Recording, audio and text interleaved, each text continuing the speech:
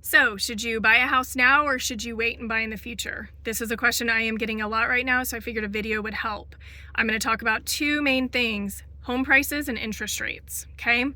I like to use historical data to help with future predictions because although history doesn't always repeat, it frequently rhymes. And if you look at Texas A&M's research website, they have a lot of historical data on both home prices and interest rates. So, let's talk about rates. If you look over the past 50 plus years, the average interest rate is right about 7%. So we're below average on rates right now, right?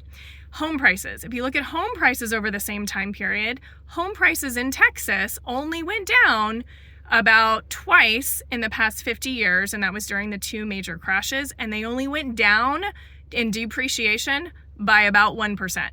So if you use that to predict the future, that tells you that home prices are likely not going to come down.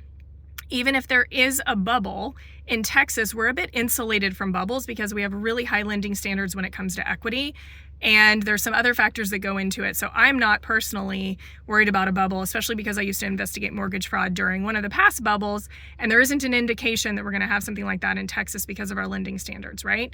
So most likely home prices are going to continue to go up on average 5 to 7% a year. So if you wait to buy, you're probably going to pay more for a home. Now let's talk about interest rates. Interest rates right now are below the average. They're not as low as they're going to be. It sounds like the Fed and the market period is going to be reducing interest rates over the rest of this year, next year, and potentially the year after, right? So the key to buying is really to buy before the rates go down. Because once the interest rates go down, usually what happens, just like in 2020 and 2021, the buyers waiting for those rates to go down enter the market. Now you have more buyer competition. When they're competing with each other on the same priced home, they're going to compete and outbid each other, right? Which is going to drive up what you have to pay for homes.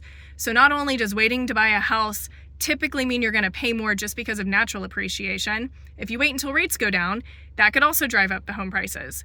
What I typically recommend, and I do personally myself, is I buy before rates go down, try to negotiate a good deal with the sellers, and then refinance when the rates do actually go down, right? So that's how you win. That's getting the best of both worlds.